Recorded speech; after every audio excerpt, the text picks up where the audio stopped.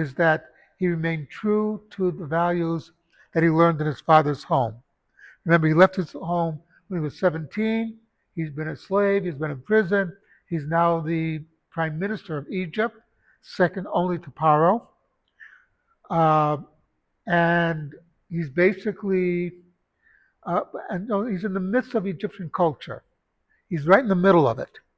Yet we know that he stayed true to uh, the values that he learned at home. His two sons, he gave them Hebrew names, whereas he was known throughout Egypt by his Egyptian name that they conferred on him. But that said, he basically remained true to what he grew up with.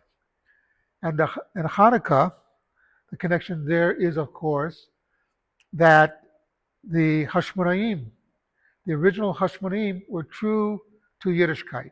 A lot of people don't realize this, but the war we fought during Hanukkah that we celebrate was actually a civil war. There were those Jews who you might say they were reformed in those days. They wanted to be, let's be like Greeks.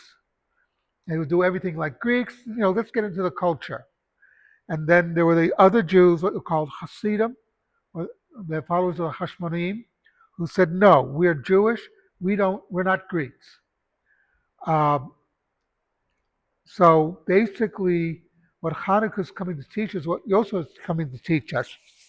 You might live, say, here in New York, and today is a Christian holiday, which, it is what it is. It's not our holiday. We don't celebrate it. That's why we had davening at this time, a regular time. We have to be true to being Jewish. Just as I would tell a Christian friend of mine, and I do have some, be true to being Christian.